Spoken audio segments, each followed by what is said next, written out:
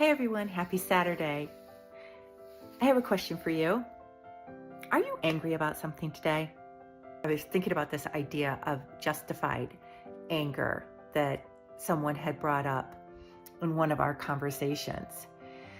And so I think depending on what people believe and what your values are, when there's a change that goes against those beliefs and values and it triggers some sort of anger, that we feel justified in that.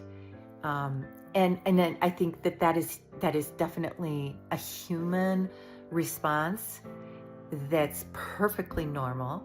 And anger is, in fact, a warning signal for us that, we should be paying attention to something. It is a wake-up call. And for that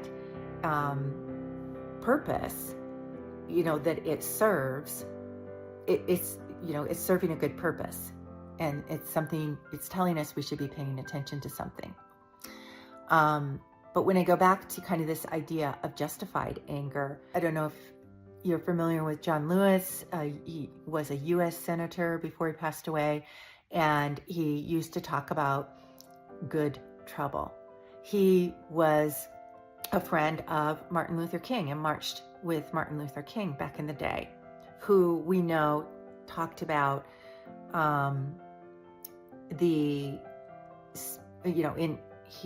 a dream. In his I Had a Dream speech, they were angry against the injustice. I had a pastor one time, a long time ago, in a church I was attending. I remember a pastor saying, we should be angry. We should be angry for the things that God is angry for. And that is what it means to have the character of God, the heart of God.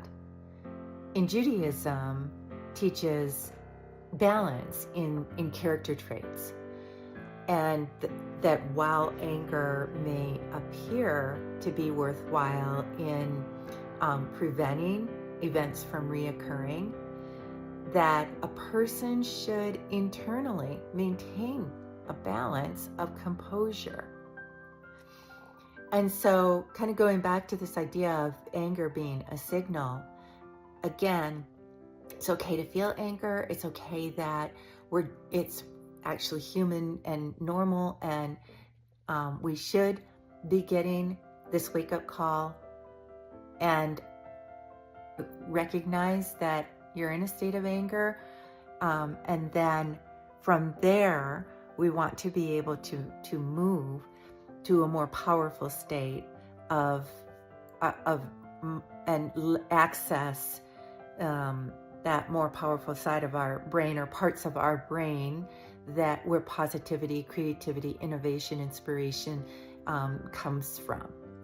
And so there's lots of different ways that different experts in this area refer to these two states of being. I know if you've heard of Dr. Joe Dispenza referring to it as an unconscious state and moving to a conscious state. Or David Bayer has said that we would need to move from a primal state, that anger comes from a primal state of being, and but we can move to a more powerful state of being. I study Shirzad Shamin's work and coach on positive mental fitness.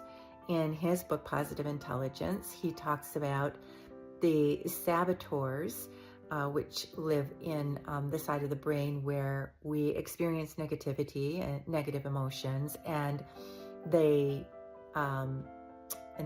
keep those negative emotions. They justify those negative emotions. They tell us lies to keep those negative emotions intact, and that the more powerful state of being is our sage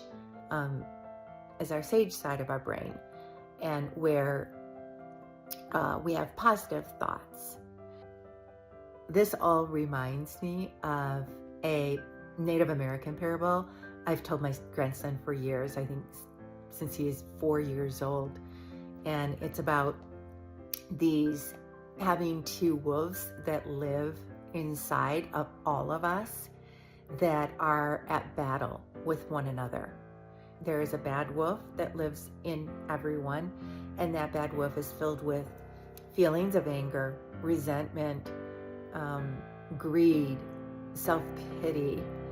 Whereas there's also a good wolf that lives in everyone, and that good wolf is filled with kindness, empathy, compassion, humility.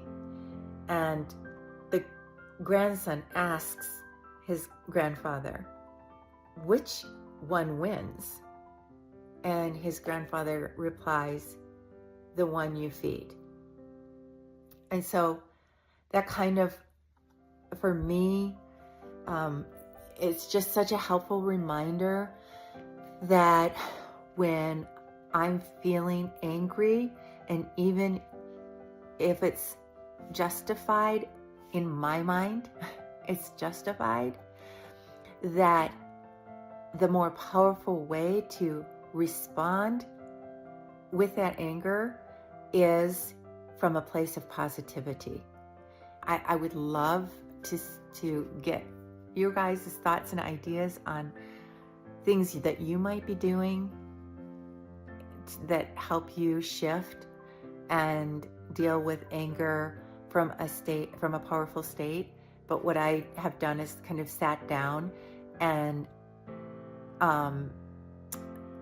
prioritized what's important and what do I have control over, what's within my span of control, and what do I think the actions are that will move things forward in a positive way. Somebody gave an example yesterday about being very passionate, feeling very passionate about what might be or has happened with newly immigrated